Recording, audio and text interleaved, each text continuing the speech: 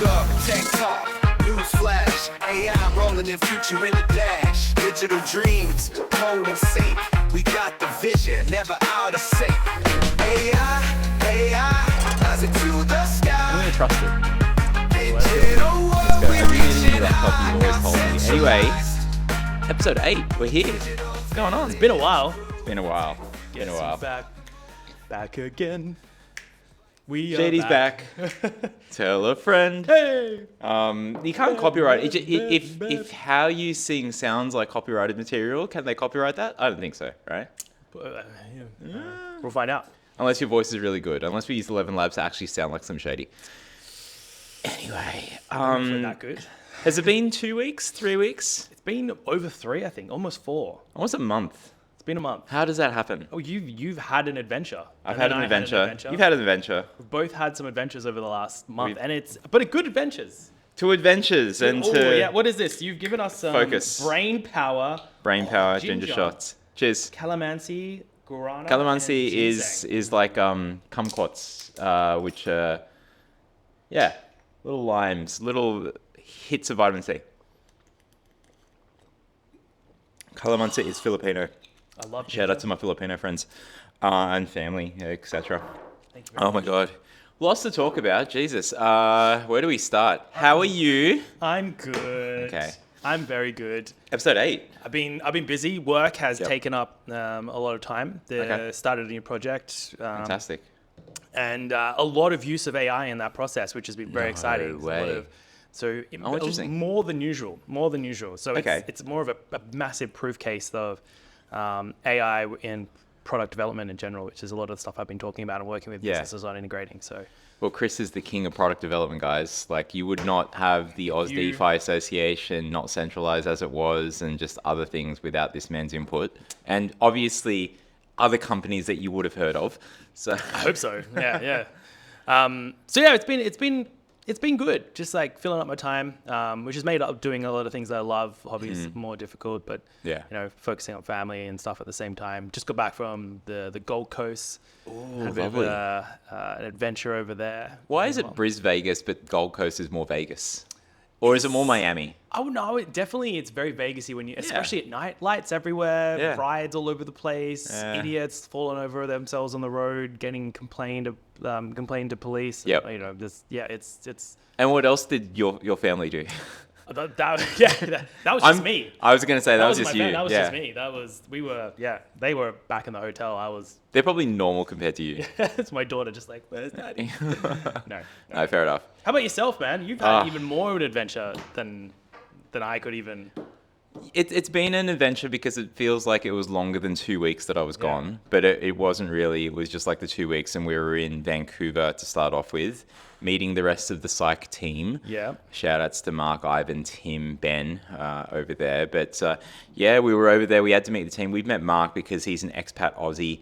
An Aussie with more of a Canadian twang now. Mark will appreciate that. The influence. Hard R's. Arr. It's not like... So he's a pirate, Mark. not a Canadian. No, yeah. He's a pirate. International waters are his thing. No, we're meeting a team, and it's really important in hybrid kind of working models. You might have superstars all across the board, but until you come together, you don't really get to know the other people and stuff there. So it was really interesting to do that, to do a lot of the brainstorming, pushing us into areas of focus, and we've hit on that now around how we tackle workflows and something we're calling the layer 2 of generative AI.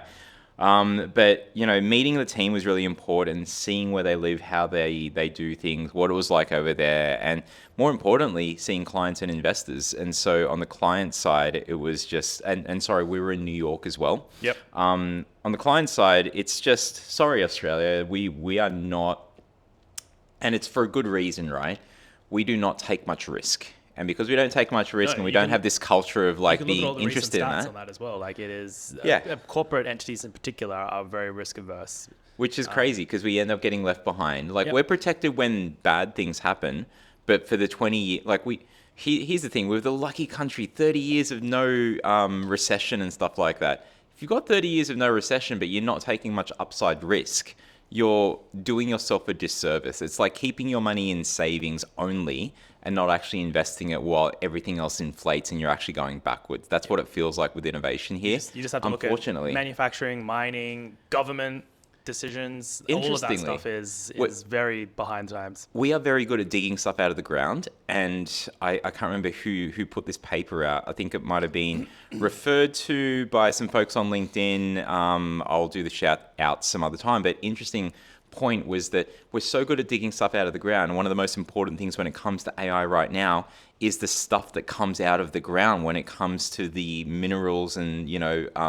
precious metals that are needed to go into these chips. It's like, duh, no brainer here, guys. Like, what are we doing? So it's interesting. But, on that point, we don't take much risk here. Yep. They do. Yep. We protect our downside so we don't get hit by bad things. When bad things happen, we're protected. But we just miss out on the years and years of glory that we could because we don't encourage businesses. We don't do much in terms of the investment. The government will always argue that, we're doing all this investment and stuff. It's like, but others do way more.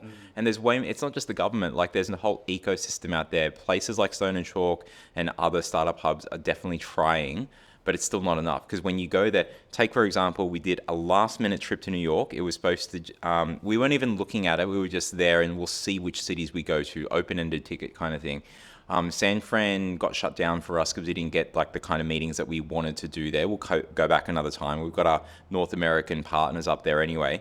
But when you do a last minute trip in Australia, if you're telling someone 2 days before, hey, I'll be in Sydney and stuff, chances are, fat chance you're actually going to get someone to say yes to anything. Over there, so many people are like, let's go, let's meet. Even on the weekend, I met with people to talk business. Yep. This is the thing. Like, it's just so much hustle and growth over there. I find it's even like there's a big thing, particularly in Sydney, and this is stepping away from obviously the big investment, corporate thing, but more around even just the people in general.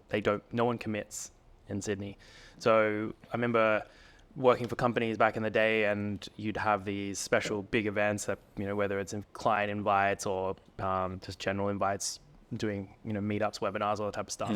People will say yes to coming, and then maybe 40-50% of people will show up in Sydney. Exactly. Whereas every time I ran the same thing in Melbourne or Brisbane, 80% of people will show up. So it was always in Sydney, there's this non-committal mentality in corporates and entities. Maybe it's because you have a reputation and stuff in Sydney. People know about you and stuff, and it's just like, nah. No, I'm just joking. But you're right, with like free events and stuff, it is. They weren't my events. It's like a 50%. We'll say it's your events. 50% kind of turnout rate when events are free, and we see that with like Oz DeFi, like 50-60%. You make people pay a little bit and stuff, like say $5. I remember going to an event that we helped run downstairs, and you had 90% turnout rate. It's interesting, like the committal that you have here. And speaking of which, I mean, we're starting off like we're starting off on the negative side, and I guess it kind of makes sense because we'll lead off with a positive. We'll finish off there, but we are in black because it is Black Friday. It's Friday the 13th. And I think it's important. I'm actually dead. This is my pasty skin is a representation of what is the Day of the Dead? Dios de la Muerte or something in Spanish. Yeah, Day of the Dead. That's what today is, folks. And luckily there is going to be a resurrection because, well, put it this way: you need people to go overseas, come back. We need people from overseas to come here. Australia is a great place to actually invest in because others aren't doing it. That's the silver lining there. Yeah. Well, they're all moving overseas. They move to the States. They move to Europe because that's where people will take their businesses. They'll take their businesses over there, and we'll get more businesses out of there just by sheer numbers. We've only got less than 30 million people here, so sheer numbers we have to go over there. But the FOMO will happen when people see that, oh, so-and-so business is over there. How do we do that kind of stuff here? There will be FOMO, and this is just the formula, unfortunately. But at the same time, we live here. We're still going to be doing a lot of stuff here. We can take a lot of ideas of what's good happening over there, bring it to places here. But we need to have that constant connection because you get energy from that hustle that's over there. So I think, that was good. And it meant that I did not sleep on the way back because the brain was just firing on all cylinders and stuff. And so 24 hours to get back. And the first day I got back, it was like 6 a.m. in the morning. I'm like, I'm just going to sleep for the rest of the day. And then, well, I slept till like, I don't know, afternoon, was up for a little bit, still tired, and then just got back into kind of normal routine. So jet lag wasn't too bad. Nice. But yeah, I walked back into just so much stuff going on here in local and whatnot. We've got a lot to cover in the news. Oh my goodness. I mean, we've been away for 4 weeks. That there is a lot that has happened in the news when in relation to AI, crypto, all of the works. It is shit's happened. Some bad things, some good things, some interesting, some unexciting things. And we move forward. What do you want to raise first? Because I've got a few. I'm going to raise something that I thought was hilarious that I just bumped into when I was on scanning my way through. Scamming as well. I mean, scanning. My way through the old TikTokaroos.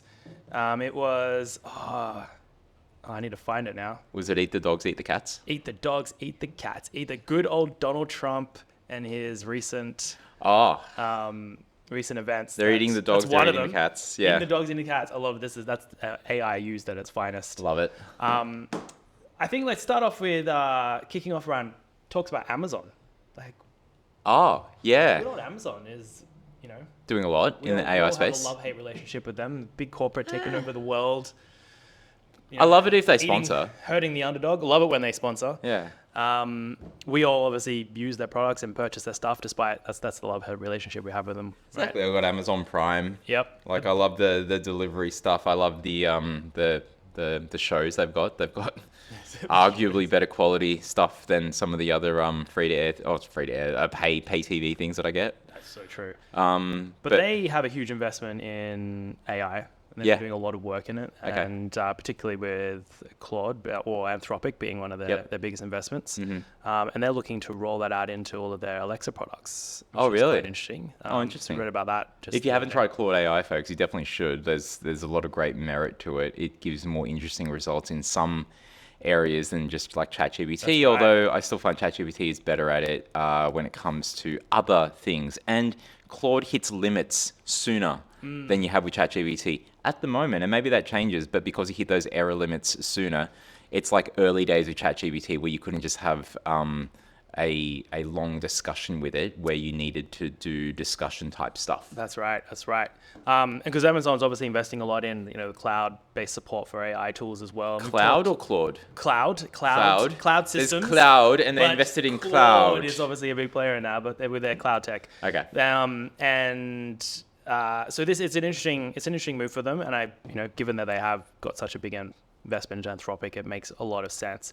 But the reason I wanted to start with that is actually ease my way into Claude and Anthropic. Okay. Because they are rolling out they've rolled out quite a few updates over the last 4 or so weeks in relation to enterprise level services and support for people doing a lot of development and applications. Oh, interesting. Everything from so the Claude for Enterprise just rolled out with over 500,000 context windows. And context windows, for anyone who doesn't know, it's like the textual range around the target tokens that a large LLM might be using to process the time it takes to process that information and generate responses. Nice. So they're rolling that out for enterprise now. Which is part of one of the most interesting parts of that, though, is their ability to plug that into GitHub directly. Okay. So let's say you have your website applications, platforms all properly set up and hosted within GitHub. You can now add Claude as a layer in that and utilize it. Yeah, please scroll through.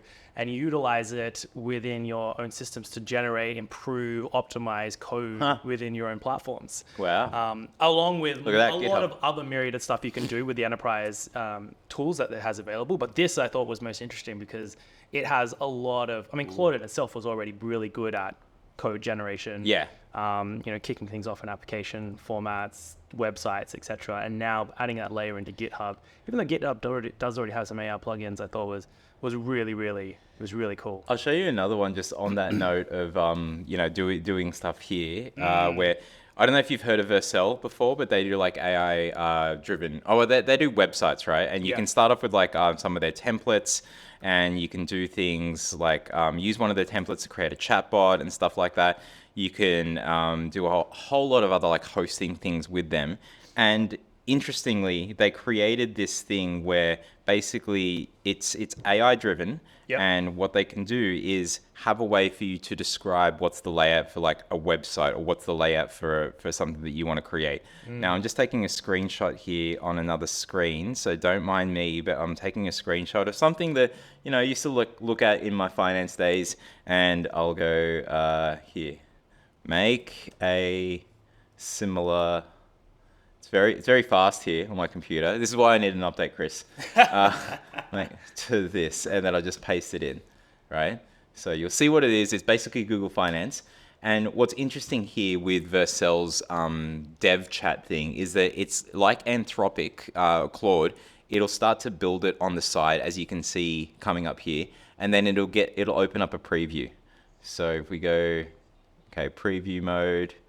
Here we go. Oh, something went wrong. It'll edit it. It'll fix it. But take a look at this. It's building the website, very similar to Google Finance in real time. I love it when this. Yeah. Oh, something went wrong. It'll come back again. So look, it'll just fix these things. But this is literally off a screenshot.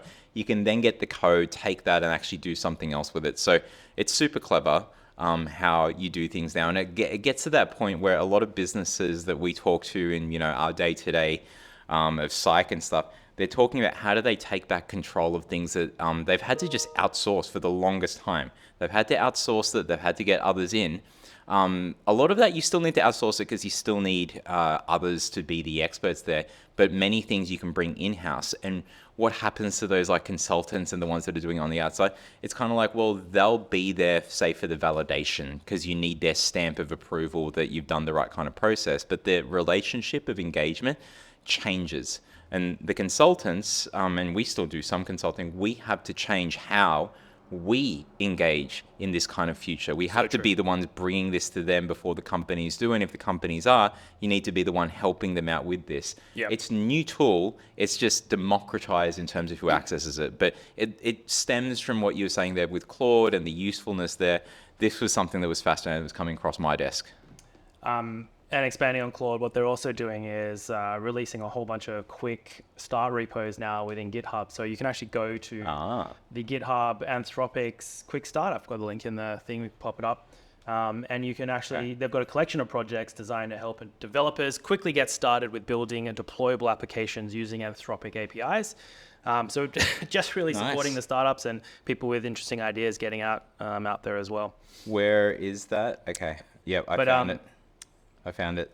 Nice one. Let's take a look at that. I'll just throw it up quickly and stuff for people to... Throw it up there, please. Throw it up there, Jamie. I'm still not as good as this. And look, guys, it will be faster on a better machine. If anyone's got recommendations as to what laptop I should get, I'm currently running a 2021 HP Spectre X360. I bought it because it looked nice. I do want something with 32 gig. 16 gig of RAM is great. I do want to avoid the Snapdragon chip because... what I've been told is that it just doesn't... Depends what you're doing. I mean, the Snapdragon chips, they don't have any dedicated GPUs at this particular point. So if you're doing a lot of AI work or you've been gaming, it's just doesn't have the performance. But if you're just doing general work, amazing. No, but the other thing is like video editing as well. Like, yeah, exactly. It's going to be a massive problem for that kind of 100%, stuff, right? So just going AMD or Intel and stuff for the time being. Anyway. So I found the thing I wanted to also talk about. Have you heard of Deadbots? Deadbots, I think it's called. No. What is that? There's a company out of, and it's a shout out to one of my favorite TikTokers out here, Dylan Page with News Daddy, my man. Was just scrolling through some items from today, and he brought up something which is really interesting. It's this company out in China which is creating an AI. If anyone's heard of character AI, you can create those bots with characters. Yep. Imagine you can do that for a lost loved one. Oh yeah, I've heard of stuff like this before. Bringing your dead ones back to life. That's right. Something I see the newer generation going in for, but the older generation being like, even just seeing faces move on old photos, like you could do with some basic AI. No. It's so essentially what you can do is you can send in history of videos, images of your loved ones that are deceased, and they will generate a bot from this particular, or an AI.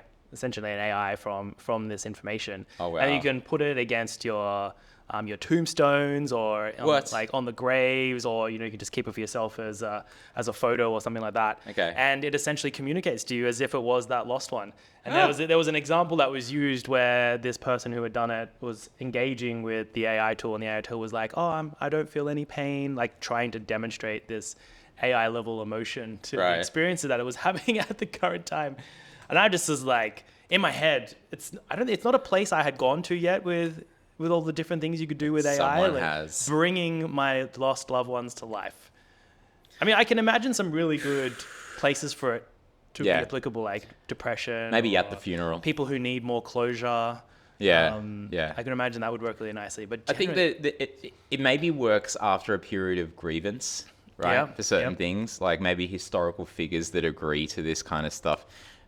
There were already like talks about this and other companies doing it. I guess this is like one of them. I wonder where they are, but it was like places trying to tie things into funeral homes at the early that's onset it. Yep. of ChatGPT. So obviously they would have gotten better. This is interesting too, but man, Deadbots. I actually thought Deadbots meant something else, but Dias de la Muerte, it is the perfect day to be talking about that kind of stuff. That's right. That is freaking crazy. That's why I wanted to bring it up. It's just this is Friday 13th, live and talking. We should have had a different version of the cover. Don't worry, folks. We'll get a different AI version of these guys, because we can throw this into like ChatGPT and go reimagine this, but with dead people. Yeah, with dead people. Yeah. We'll be skeletons. But before we go on to some other stuff, I want to raise. Maybe it's at the end, but I think it's important now because people have short attention spans. This will be something that maybe we even cut up into something. I know we've got an automated way that the shorts get cut. Yeah. So definitely interesting there. But Australia is looking to follow the EU as well as California in terms of regulating AI. And so they've got something called the AI Guardrails, which I'll just bring up now, as you can see here. So these are 10 commandments taken down from the mountains next to a fiery bush, I believe. Do you hear something, folks? And the first commandment is establish, implement, and publish an accountability process, including governance, blah, blah, blah. Just have governance, right? How you're going to use AI in business. Now, this is a mix of mandatory plus proposed like standards or ways that businesses, and you would think that higher level, more high risk businesses, it would be mandatory that they have to do this, and you think that for smaller ones, associations, etc., maybe it's more like guidelines. The point is, one big point, is this too early for us to actually have legislation around this kind of stuff? Because yes, while we hear a lot about the negative, there is so much good stuff happening when it comes to AI, and we're still just scratching the surface. This is almost like, can you imagine if, well, it'd be very hard to imagine because this is not what happened, but they tried to regulate the internet. They weren't successful. And when I say they, I mean the powers of governments, etc. And because of that, we were able to have this really open internet like we have today. And it was more built around standards. And then each country got to apply those standards, and there's laws at those country levels. And sure, we've got laws around the internet, but they weren't there early, and we were able to develop. And yeah, there were bad things, but we also had so much good that came out of it.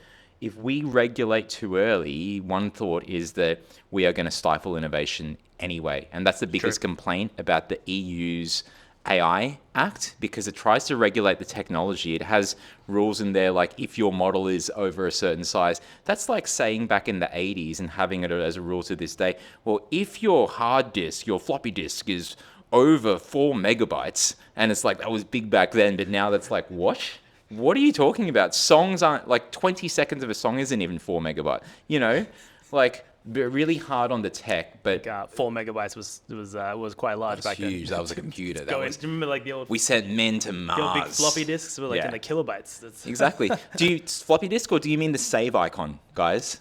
Right? Because it's turned into that. It's gone from like, when you ask people that are younger, like, how do you hold a phone? They do this. They do the fingers like that. And then like younger people, they go, how do you hold a phone? They do like that, flat hand.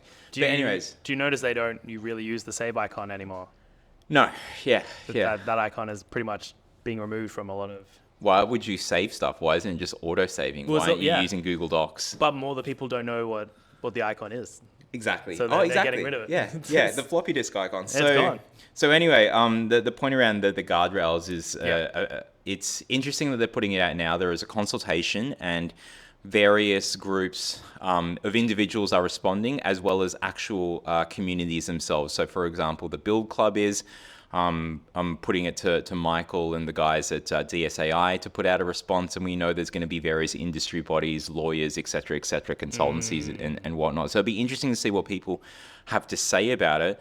I feel that that we do need to have some guardrails, but they need to be a bit more looser, and maybe even like a moratorium. It will still be years before, if they go through the process and it's even fast tracked, it will still be 2 or 3 years. Why do you think they need to be looser? What's so strict about them right now? Like thinking about what's happening. The biggest the biggest strictness is if they do it, and it depends on the application, because this is the first draft. They'll always like fine tune it after they get feedback from people. But I think the thing that they need to think about is, biggest thing, it should be guardrails and regulations around the applications, not the technology itself. And they need to be careful around pushing onus on developers of the tools, unless the tools are actually purposely doing deepfake porn and stuff like that. You know, things we should guard against. Yeah. If it's just a general tool and it depends on how someone uses it, right? Like, so it's like regulating math. Just because hackers use math in the Python code that they write, or regulating Python, the app, because hackers use it to create, viruses and stuff like that. So we don't regulate the app. Sorry, we don't regulate the actual tool. We regulate the outcome, which is the applications. That's what should be regulated. I think math was the wrong thing to regulate. You'd be regulating Python, because that's the thing that creates the code. But it's almost the same kind of argument and stuff, right? Like, by arguing that, hey, we should regulate the AI models and stuff and what they do. But that's almost like, that's just the math. It's how it's applied. It's how you use it, folks.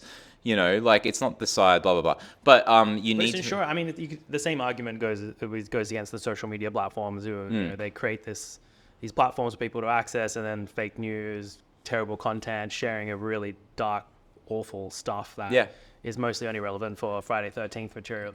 Gets end up putting out there. But it's the same thing from an AI perspective, right? You have these tools that have the capability to do some really dark stuff. So they should be regulations around how you monitor and protect people from that and bad use of it, but don't stop it from going to market. So the thing that I'm also saying is that it's not necessarily like a free-for-all that we just should have no regulation. It's somewhere in the middle, and part of that middle, when you look at the other AI guardrails, so one thing that they talk about here, a need for like humans in the loop. So they talk about human control and intervention in number 5. And then at the same time, they talk about the need to keep records of this. Why these guardrails have really been interesting is because since late last year, when we developed Psych, and we developed it with our mindset of blockchain involved, we saw that we guessed that the future would be that we will need at some point to prove that humans are in the loop, and not just for business, workflow purposes, but for insurance, for compliance, for audit. And this is what's actually going to probably happen for high-risk businesses. You're going to need to prove for insurance, compliance, or audit that humans are in the loop. The problem that I have with this, though, and where I think it could be improved, is that they're putting the onus on businesses to keep records of all this kind of stuff. If businesses keep records, and I have to prove to you as an auditor by sending you my data to show compliance, A, how do you know I didn't tamper with that? Because it's just log files out of my system. B, how do you know that if I'm moving files across, that's a cybersecurity risk depending on what's being sent. So what I'm saying here is that there are ways to prove humans in the loop, like we've got with Psych. I was going to say, I was going to say, like, isn't there a company I know that's doing this? Yeah, I'm pretty sure. We'll talk about them. But yeah? Oh, all right, cool. Yeah, we'll talk about them. No, you're right. Sorry. I thought you were going to go off on another tangent. I'm like, no, let me get my argument out, folks. No, I'm trying to... No, I absolutely agree with you. There are better ways to do this. And one way is that if you record things onto, whether it's a private blockchain or a public blockchain, that's a way that's tamper-proof. Those log files and recordings of the process that's being used, not all of the AI itself, because that's too much for a blockchain, but just recordings of the logs so it can be tamper-proof. And then secondly, when it's on this immutable kind of blockchain, you want to have selective disclosure, which is where zero-knowledge proofs come in. And by doing something like that, I can prove to Chris, the auditor or regulator, that I have complied based on the questions that he's asked, but Chris never needs to see the data. You better watch out. I'm coming for it. Yeah. Oh, exactly. There's lucky that there's this desk in the middle thing here. So anyway, the guardrails are interesting. People might be interested in giving us their feedback responses, and we can put that into the appropriate areas, or they're doing a response themselves, in which case I'd encourage them to have a lot of discussions about it. But this is interesting. It's still going to be years before the government comes out with this kind of stuff, just because of how bills are brought into Senate. I was over gonna say, here. that sounds too quick. Like, Oh, it's we talked about this at the start. Their ability to 2030, folks. No. But if something's important like AI appears to be, and it's such a hot topic, they are moving faster with this, I feel, than when they did with blockchain. I was going to say, to the contrary, blockchain's a perfect example where speed it's proven that they just can't move fast. Exactly. So It won't be. I mean, it's good that they've written some stuff up, and I think their ability to put it in a meaningful way is going to be very, very slow. Super optimistic and or super fast and just unrealistic would be that they would get this out within like a couple of years, like 3 years, because like a year for the consultation, then they've got to write it in, then there's like another year. 3 years is Hang on, eternal in AI. It's exactly, this is the thing. So another thing would, they should have standards, maybe guardrails or guidelines, but like, rules is going to be hard. But the other part is that even if it's 2 years to actually get it out and it's in law, it's not like everyone just gets hit straight away. Typically, there's months or maybe even a year for businesses to start complying that weren't complying. There's a moratorium. Yep. So these things need to be taken into account. What it means is just continue developing. All that type of stuff. Grandfather, you have to accommodate for all of that, but like people just need to develop, but also respond to this, because if we don't influence the response, it'll be people that have no idea of the technology, all right, or the nuance that will do things here. And do we think that's going to hinder innovation in the space? Yes. Yeah. Anytime in a positive or negative way? Depending on how restrictive it is, I see the EU AI Act, if something like that was here, it would be very restrictive. Well, here's the thing: like, it's restrictive on those that are actually creating the base models. We don't really have folks doing that sort of thing here, and I know folks will try to develop that sort of thing, but it is hard. And so I think it'll affect certain people more than others. Hopefully what they do here for Australia is conducive to what we have here. And we've got a culture, we've got a society of builders and developers and businesses that are risk averse. We've got very smart developers. Some of the best things to come out and being used by the world have come out of Australia, like Canva, for example, or the Atlassian stuff. And in the AI space, we've got great companies like the ones that do ratings that are used a lot to rate different systems. They're called artificial analysis. Shout out to Micah and the team there. But we've got like great communities like the Build Club, right, and DSAI. We've got a lot of these like great things out here. We need to have stuff that, given the society that we've got, very community driven, very smart, clever tech that gets POC'd and tested here and then taken overseas. We need to foster that, because that's just the culture that we're in. I think the government can do a lot more to actually like help out with that sort of thing. It could even have a community of like experts. Unfortunately, right now we have the industry like expert bodies and stuff that I don't feel tie in as well as they could. They're starting to do some stuff like NAIC, National AI Center, does a lot of stuff with the community. Could be more. Others out there could be doing more stuff with the community, because that's where the real kind of stuff is happening. In blockchain, whilst DeFi and Digital Economy Council of Australia and like these other groups do their thing, I feel like government really taps into that more, or they were when like blockchain was like a hot thing. Now it's by the back burner, but there's still stuff going on in the blockchain space. I digress. That's a big piece of news that came out last week, so it's just fresh, hot off the press. And another big one as well is that came out this morning, and you probably saw this as well. Was the whole OpenAI now has more reasoning. More reasoning. Good reasoning. We talked about Please, this sir. a month ago, right? Can I have some more? Have some more reasoning? Good old Strawberry here to take us into the new world of reasoning. Reasoning. So what we've got here sound like Moss from the IT crowd, which is appropriate for this show, right? I love They've got a whole lot more reasoning and stuff, and Strawberry is one of the things that they highlight as well. Yep. Part of As it. well as it's completing logic puzzles. It's doing stuff from I'm reading from others that have been trying it out. It's doing this is- puzzles faster This is not than to be other models. confused with like some of the recent press that they did around, and they did in a post talking about Next, GPT Next, which is not what this is. Oh. And GPT Next is also not a thing. They were just using that term as the next iteration of AI coming out. So not to be confused with that, but this is pretty exciting just because of the quantum physics, or more about the mathematics and reasoning that it is. I thought you were going to talk about the ponytail and that dude. But no, it is interesting. So when you read into it, and I don't know exactly where it is here, it's hard to navigate on the screen just here. But what I did read was that they're using more chain of thought. So they're giving it like system prompts so that when you ask a question, it takes your query, it goes through its system prompt, which is running it through a chain of thought process, plus it's a better model. Meaning that, because you can run chain of thought on just normal GPT. I was going to say, this is kind of the things I would used to do, is actually tell it to question itself, run. And Exactly.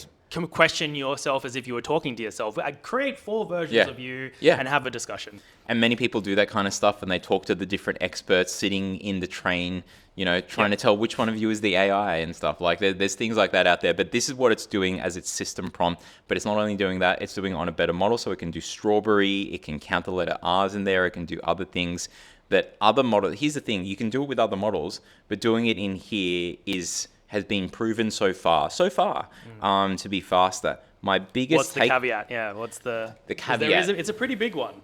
The caveat is something I put out on LinkedIn, and I'll share it because I just shared it this morning, but it was the immediate thought that I had, and you come to the thoughts like this when you basically are deeper in the weeds than the traditional kind of just man on the street, right? Yeah. And there's a lot of people like me that are deep in the weeds, and we've got a unique way that we look at it because for us, black box models like this, normal ChatGPT, whether it's O1 or whatever, at the moment, they haven't shown this to not be true, but they're a black box model. And what I mean by that is that you don't know how they're coming up with the answer. It is magic, it is more right, and we can evaluate and test. Yep. But the evaluations, even if they're at 89% for certain tests, even if they got to 99%, it's that 1% where it gets it wrong that is really a potential problem. And not only that, the guardrails that the Australia talks about, the submission that we're going to put in there is that for certain specialized high-risk things, GPs, financial advisors, lawyers,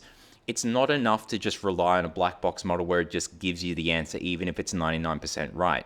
And yeah, there's a human in the loop. What we need sometimes is a way to prove that there are the sources of information. You can see it and click on. When you go to Perplexity, you can see the sources because they run RAG on website search. So this is where tools like Perplexity and Psych come into play, which Exactly. have much more of a RAG model approach, So which look, does hinder slightly creativity, but it means that you have more trust in the data that is being researched. For example, like I don't exactly. trust GPT when it comes to doing my research work because I can't trust that the information it's pulling, even if I asked it, is true or not. So you might use Perplexity. And here's the thing, Exactly. you might use Perplexity for that, or you've got RAG running on your own documents, whether it's Psych or something else, you're running RAG because you know that you can see and you can click on the sources. And it was interesting that they're showing a clinical use case here because I would never, even if the model is 99.9% right, solely rely on this. And I'm not saying that you have RAG only or you have this model only, because like you said, there are tasks that you need where you need to be more creative, so you use the raw model. There are tasks where you need to be specific, so you use the RAG kind of model. And there's going to be even a hybrid RAG. And what I mean by that, you can have the creativity of the answer. You can get, because what RAG does that first search of what are the chunks of text, what are the websites where I'm actually going to find the answer. That's a basic search. Yep. And then it runs O1, GPT-4 Omni. It runs whatever it is to get the answers out of that text. So the model actually in RAG, it's not one or the other. It is a bit of a hybrid there, but I can see ones where you can have the creativity, but have a RAG process run on top just to prove that, yeah, the answer actually came from these things. Yep. It's interesting. But yeah, I would not have used like a clinical model from the first part. Anyway, it's certainly worth watching, and people can try it out. So I find it fascinating that they've done one unlike Sora, where it's like, hey, look at this, and you can't try it. You can actually try it, folks. So Worth a look. Some fast news stuff Go, go, that's go. going on. I mean, we can't not talk about Tesla and its AI bot. Have you seen all the latest media around the new AI bot that they'll be making? What's it called? Optimus? Oh, Prime, yeah. They've put a Yeah, price yeah. tag against it. They've had some examples where they're showing it working in the kitchen environment and in your living room and picking up your cups and serving and cleaning. What? It's these real life bots are now, they're becoming a reality. They put a price tag on it. It's like 10 to 20,000, I think, depending on what market you're in. Okay. And they're predicting, I think, it to be available in the next year or so. Wow. So that's pretty interesting. So Thank you, good Elon. old Tesla, good old Elon coming to town with our new Or as Donald Trump calls him, Leon. good old Leon. Good old Leon. On the topic of quick news, we got Facebook getting a little bit in trouble. What have they done? They've admitted essentially in regards to all of their AI tools scraping the images of their Facebook, all the public photos to support the data that they're doing. Okay. And that is without anyone's consent. And while I'm not massive in places like the US, not an issue in places like the US, in the European Union, where it is obviously really important that you're adhering to, consent and, like all the GDPR yeah, kind all of the stuff. GDPR kind of stuff, exactly right. Ooh, they were scraping. And so they're going to be in trouble for that. So that's probably going to have some backlash for them over the coming months. So You'll hear all about that on the news. Yep. I've just lost my mouse. Nvidia. Hang on. Let's just scroll through this. Nvidia. Yep. Okay, what's the Nvidia on? Nvidia stock market. They've been sort of the reigning champs in the AI space in relation to the stock, but they've taken a huge dive over the last week or so, Nosedive. dropping 10%, almost 12 and a half, or 12, Wow. 212. I mean, Yep. I can't read. 212 billion pounds, which is $500 million. That's a heavy- scraped off the top. That's some heavy stock right there. Largest Pounds. single day What about loss kilos? in US history. So, Jesus. and this When was is, that? So we're looking at, they took a nosedive due to some stuff that was released to the press around practices that are hindering client flexibility and switching to alternative semiconductor suppliers. Ah, So monopoly-based, restrictive practices. shitty practices, monopoly-based market ownership, and it is, that's a big hit. I wonder if they reigning used champions. GPT or other tools to figure out what's a good marketing model to keep our customers. No, they need a RAG approach to that one. Sir. That's- This is the AI telling us to do. Anyway, yeah, it's the application, folks. It's not the AI. It's the application. That's how you use it. But that is not good. But I mean, it's talking to a lot of the stuff that's happening, in particular in Europe, where they're putting a lot more eyes, restrictions, as you pointed out before, across the stuff that's happening in the AI space, not Yeah. just from a software, but also from a hardware perspective. And gosh. competition needs to be available, and you can't have businesses Yeah. like Nvidia, blocking the ability for other companies to get out there in the market. So it's kind of a good thing. I'm happy I that see this is that, yeah. happening. Yeah. I want the competition to be there. Yeah, but, you know, unfortunately, what it will lead to is just like, see, we were right. We needed to have these really restrictive EU AI like laws and stuff. It'll be that kind of canary in the coal mine that, well, maybe that's the wrong analogy, but there's a Malcolm Gladwell analogy that something along the lines of when things have been restrictive and you let one of the people from the restrictive area through, it's an argument to just go, see, we told you, I don't know. I'm probably confusing that analogy, but my point is, when I get to the point, that I could see this as being like positive, that we make Facebook not Facebook, but it was Facebook, right? Facebook, yeah, scraping, I think. Meta. Sorry, I keep thinking the double yeah, names yeah. and stuff there, but like we are restricted on the big company, and because of that, it's used as an argument to restrict the smaller companies too. It's dangerous, and we still got a better chance here because we don't have regulation kind of laws here in Australia.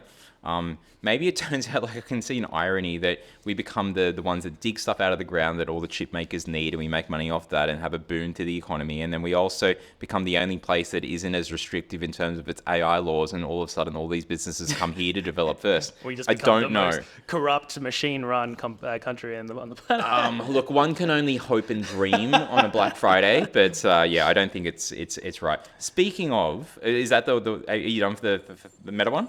Yeah, that's done for the Meta one. Like, I've got some more stuff. Like, continue. You go, man. Let me jump in there. Yeah. Because I think this one is also important. The screen there, folks that are listening online, I can never get a handle on like snapping things to screen here. And this is an article from Crikey of all places. And why it's interesting is because it highlighted something I wasn't aware of.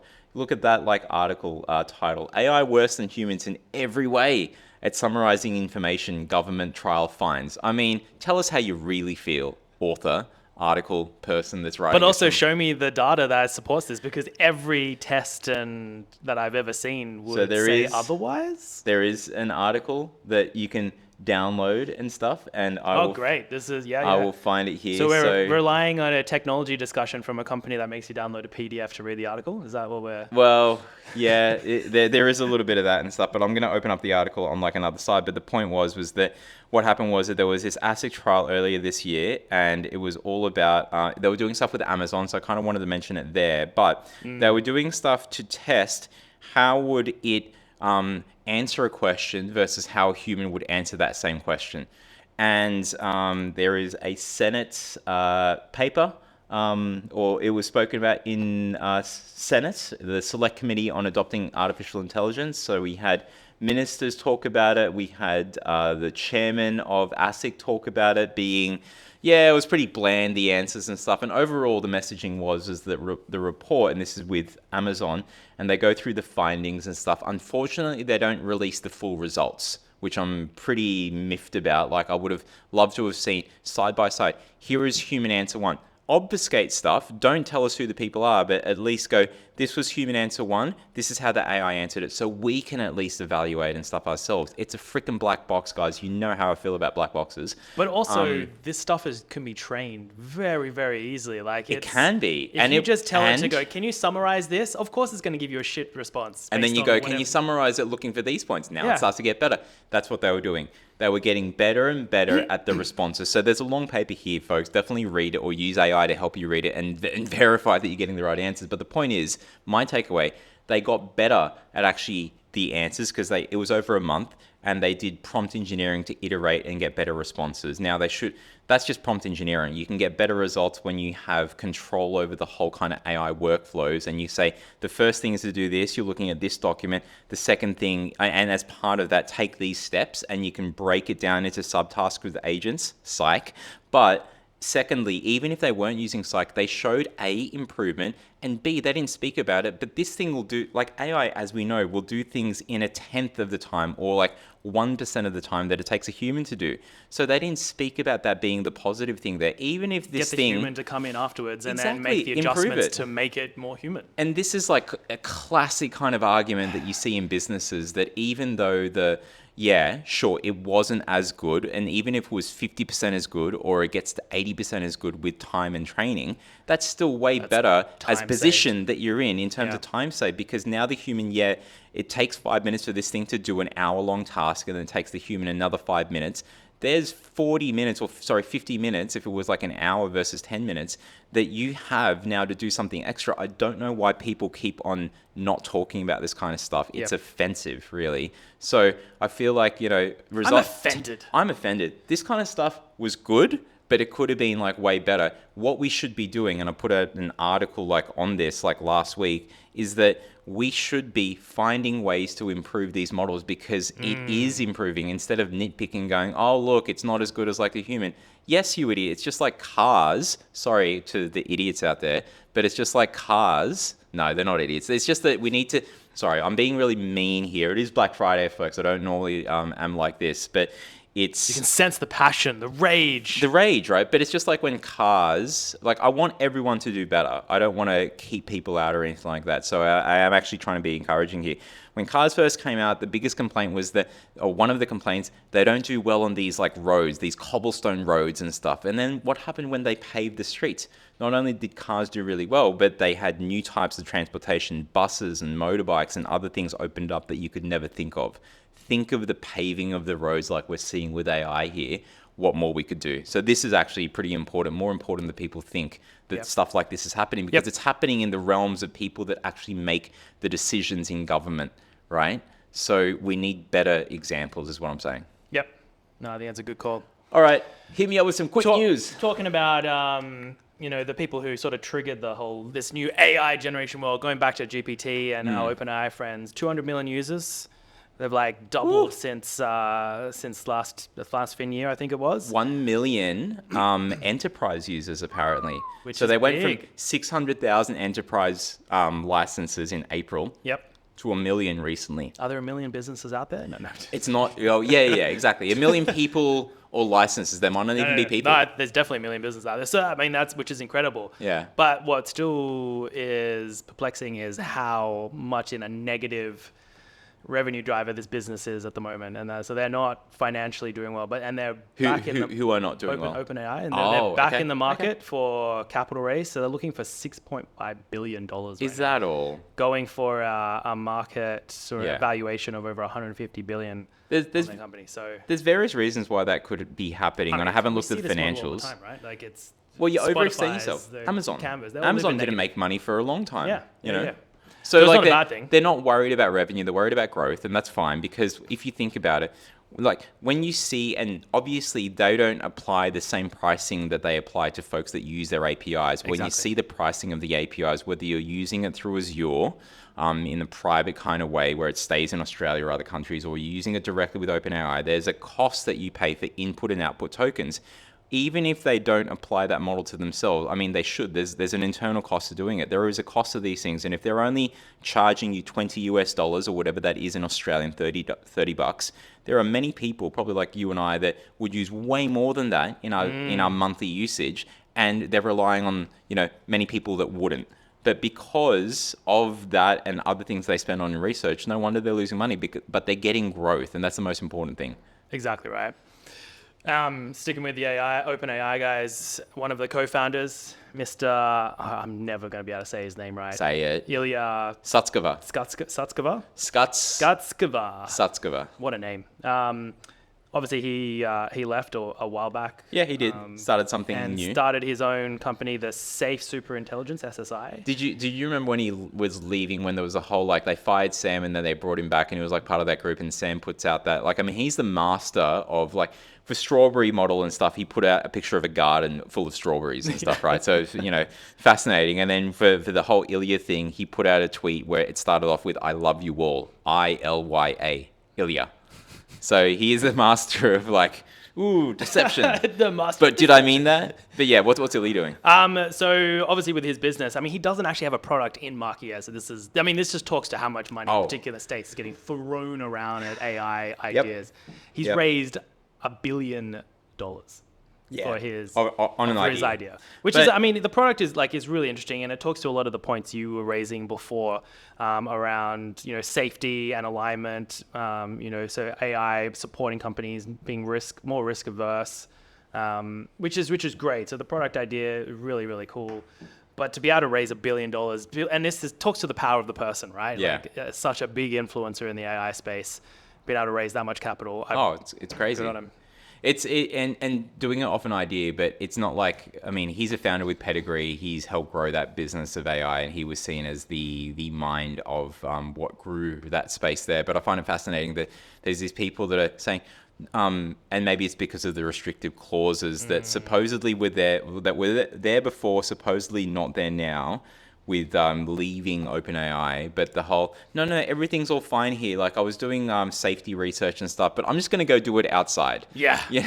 It's kind of fascinating. Like, I love my girlfriend, but I'm going to go love another girlfriend because I just have to be outside here and stuff. Like, nothing wrong with that girlfriend and stuff. Like, what are you? Anyway, people can read between the lines. It's going to be interesting what he creates. Hopefully it's not a $1 billion thing wasted. Let's hit up the $1 trillion companies out there. So we've got our Bing has released some interesting deepfake scrubbing tools, which I think a lot of the other platforms like Google, etc., have already released this. So that's in collaboration with Stop NCII or NC2, and they're allowing people to, I guess, identify, to flag, and even for the system to automatically identify fake content that's going out there. And this is a lot to do with the stuff that's been happening with pornography, etc. That's been going around quite bad. Very good. Google's released their new photo search currently in beta, so for select people out in the US region. So essentially in your Photos app, you'll be able to click into the application and do language-based search. So you could type in, you know, what did I eat for when I was in the Gold Coast last weekend, and boom, it would be able to find images based around that and show you food related stuff. So contextual image search, which is quite interesting. No longer you can just type in, you know. Oh yeah, Emma Faces. painting in the backyard. Yeah. I do it currently now because I've got a Google phone, folks, and I can type in things like I had a friend of mine. Shout outs to Rob Morris. He rocked up to a party of mine like after I requested it because I was like, "Hey, can you do it?" Because like Rob. you've got it Love there, that guy. Mr. Rob. Because he's got armor. He had like I've been to his place. He has a cool thing called the Whiskey Dungeon, and in the Whiskey Dungeon is a knight it's a knight suit, like a literal heavy armor knight suit, Sick. right? Please And tell me you put it on. chainmail and everything, yeah. Oh, he wore it to your house, remember? He wore it. And I went into Google because I was talking with a common friend of ours and trying to find it. And I just type in night and it comes up. This is even more than that. You can actually get into like phrases and it will look Exactly. it up. So fascinating. So that's cool. So that's in beta at the moment and early access for some people who have applied for it. Fantastic. On the crypto space, Coinbase conducted a transaction managed by AI bots. If you saw this was very interesting. You want to bring this up. So they ran using that doing their exchange token. So Brian Armstrong, the founder of Coinbase, ran it, put a post out of this on X, good old X. God, I hate saying X. But AI agents cannot get bank accounts. They can get crypto wallets. They can now use USDC on base and transact with humans, merchants, and other AIs, which is kind of interesting. So those transactions are instant, global, and free. And he ran a test and shared this out with everyone on the on X as well for people to see. So fascinating stuff for, you know, AI taking over our financial decision-making processes. But very cool to see that integrated with. I think it's interesting as well. It's not just like the transaction. People typically think of like crypto as owning or blockchain tech or Web3 or whatever as only being about the transaction side of things. And whilst it is in many ways, there are other things that blockchain is really useful for, such as being able to record for supply chain purposes. And this is what one of the base use cases of blockchain tech has been for supply chains, being like beer manufacturers recording the quality of items that are being used and making sure that the process has the high quality that they need. Having it recorded onto an immutable blockchain where it can't be tampered with is really key, as I mentioned earlier, as well as like how it's going to help AI in terms of that security side of things. I think is important, but transactions is really good too. It could be interesting. There'll definitely be negative things that happen as a result of this, but we need those negative things so we can see those issues before they become too big. So this is really fascinating stuff. What's next? And lastly, I just want to talk about video. Video. I love there's a lot of movement in the video space, a lot of tools that are releasing out on the market, but Luma AI, definitely one of my favorite ones out there. They had 1.5, which launched back in August, which was better prompting around video generation, editing images, etc. But they just launched version 1.6, I think about a week ago, which came with a whole bunch of really cool camera control tools. So imagine now you can articulate motions or selections within it for the camera. So let's say you don't like the video. What the heck? Single frame, you can be like, I want you to pan up or pan around, pan left, zoom in, This zoom is out. crazy. So you can actually start interacting with the video content that you're generating to create your final product. Unbelievable. I'd love to that's see. Very, very cool. Because you and I have done this, right? Like, I want to have, like, if I take a screenshot of something, say to the AI, insert this into this image. Or maybe you don't. You just use an image generator to actually, like, not image generator. You just insert it like normal ways, like Photoshop or Canva. You insert that into an image generator like this, and then you can move around the screen, but it's still showing your product or something like that. Crazy stuff that we'll be able to test. And it's not just, like, saying pan around or pan in, pan out. You can tell it to, like, you know, do a slow pan in, do a slow pan out. It's actually controlling it meaningfully. Because if you just said, like, you know, pan around to the right, if the camera just moves, it would be horrible. But you can actually control how it pans in, how it controls the depth of field in that motion. It's very, very, very, very clever. Fascinating. What's next? That's it for my side of things, mate. Anything you want to call out? I mean, if people are interested in the AI guardrails and what's going on there, definitely join the Build Club if you haven't already, because I'll be speaking about it and we'll be sharing a way for people to give their feedback. Speaking of the video stuff that you showed there, have a look out for what's been going on in the gaming space when it comes to things like Doom, where they're generating, as the player is moving around, they're generating the scenery. And it gets a bit choppy, but it's improving. But And literally, Nvidia's done a lot of demos around even just conversation yeah. communication with AI tools. Oh yeah, as well. they're no longer they're NPCs, but NPCs 2.0 because Yeah. you can actually have interesting conversations and some esoteric like conversation with them where they're like, "Am I real or not?" kind of thing. And then Minecraft was a really interesting one that you mentioned before. What's going on there? So they someone created an environment within Minecraft and had a whole bunch of AI bots running around, and actually they had to create their own little society within the game. And so when it had got to a point where someone went missing and they rallied together to try and find the person because they felt like they were missing out. So there was actual real life sort of emotion. Civilization. Yeah, like a civilization's being built up in crazy. this AI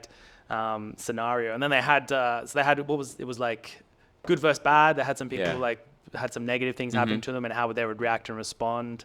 It was scarily realistic and human-like in terms of the actions. Obviously, there was no real true emotion. It was all still based. It's still an AI tool doing its thing, but it was very, very cool to watch. Like it talks to the potential that within video games, which you just touched on. Like imagine being able to jump into a game.